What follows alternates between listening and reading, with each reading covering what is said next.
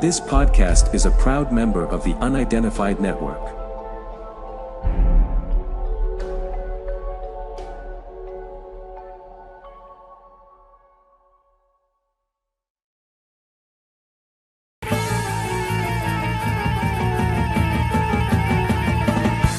So now, ladies and gentlemen, live and in colour, it's Mr. Wayne Lovejuice.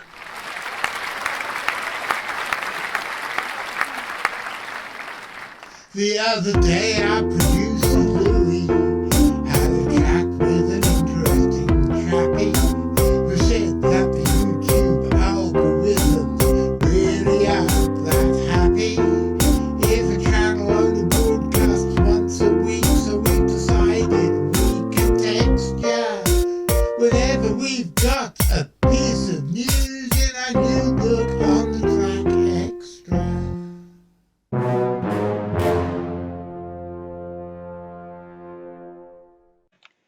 Good evening, ladies and gentlemen. My name's John Downs. I'm the director of the Centre for Fortean Zoology, and welcome to another episode of On the Track Extra. For those of you who don't know, On the Track is a show which goes out every Wednesday evening at 6:30 for about a quarter of an hour, and every Saturday afternoon at 3 for about twice that. And it is a mixture, a mélange, a medley, what else is it that begins with M? A mange toot. Yes, it's a mange tout of hard science, weird shit, and surreality. Am I going to tell you what surreality is? No, I'm not. You're going to have to wait and see, because some famous celebrity no doubt will enlighten you. Surreality is something which I, as the King of England, Richard the First, have a divine right to know, and you peasants have no right to know, so there. Now, in this episode, we have something rather strange.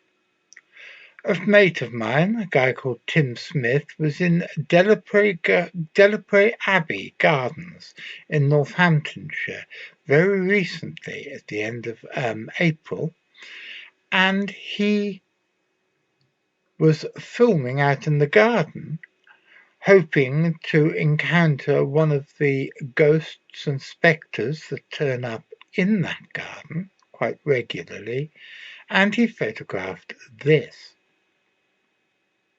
Now have a look at this video.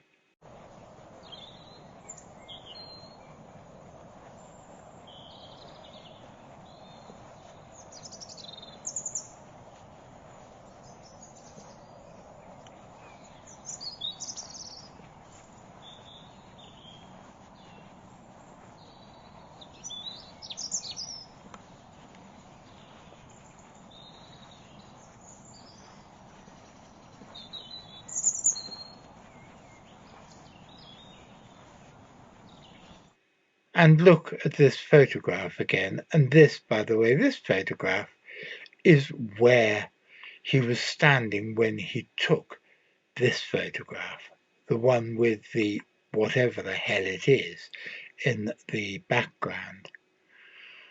Every time I look at that video, I see something with its back to you, something big and hulking, either dissolving into nothingness or walking away through the woods.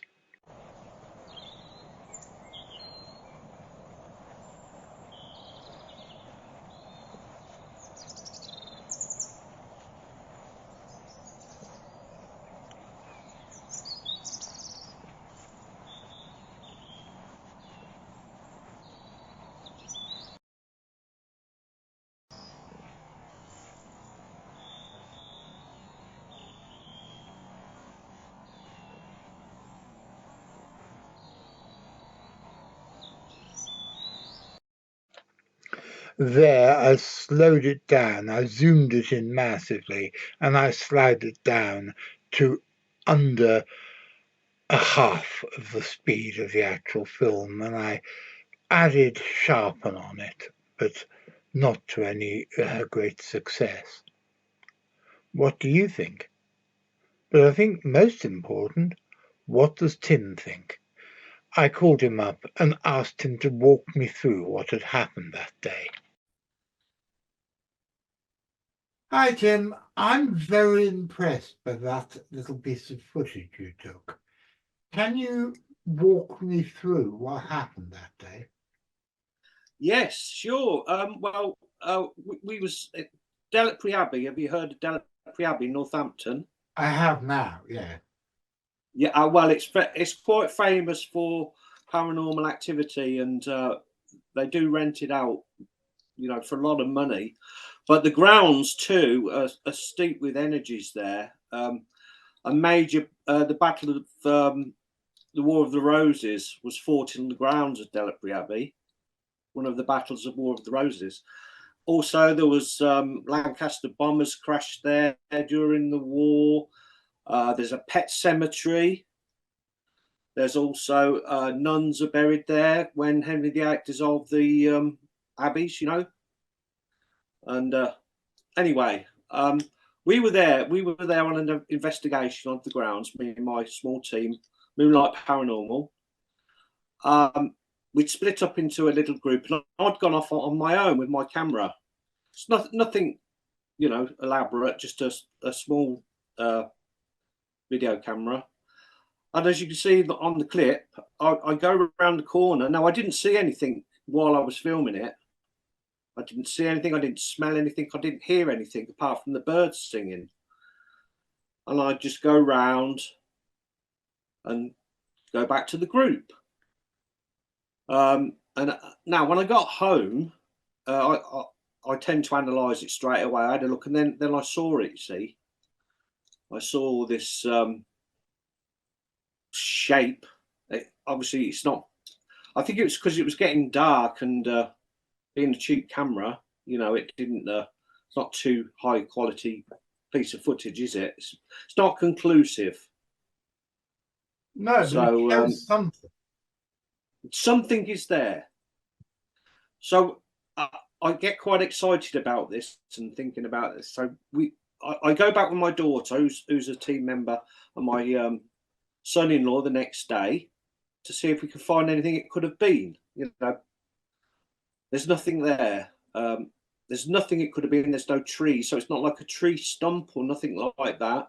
We get the son-in-law, who's quite tall, around 6 foot, to stand where it was, where we saw this thing, and I stand where I caught it on the film, and he's much smaller than what this object was, and much, nowhere near as broad either.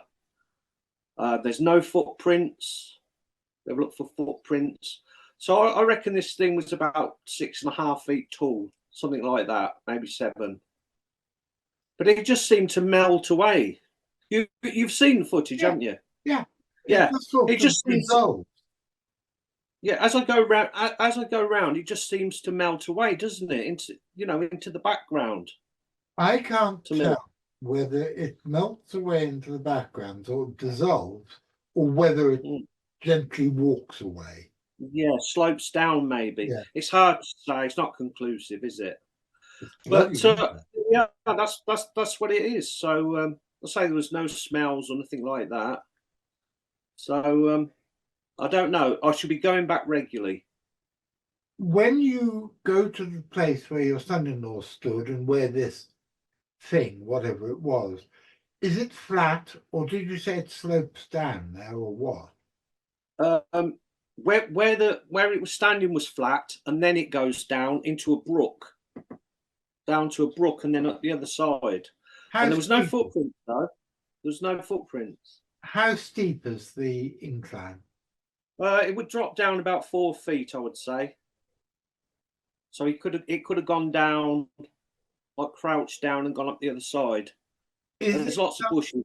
Is it something that whoever it was or whatever it was could have climbed down, or is it very, very steep?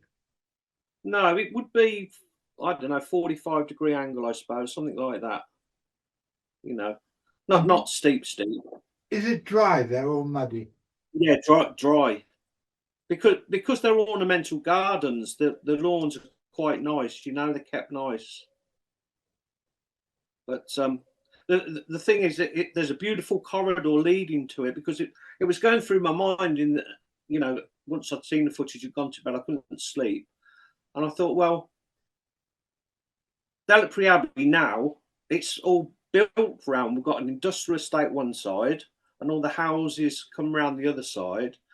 But there's a corridor. It goes down to a lake and the River Nen, which obviously goes all the way out to the Wash, where it could have come in that way.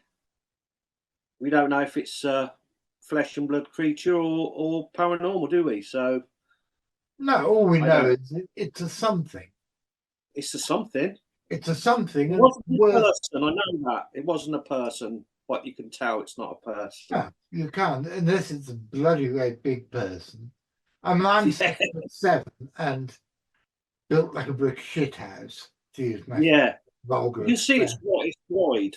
But it looks like it's wider than me. Yeah, I would say so.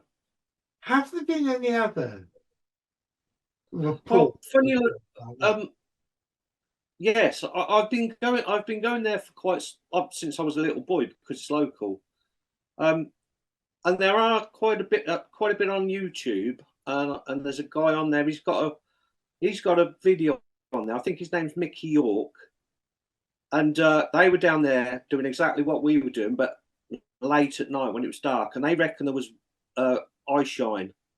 There was eye shine watching them on one of the videos. I can't remember which one.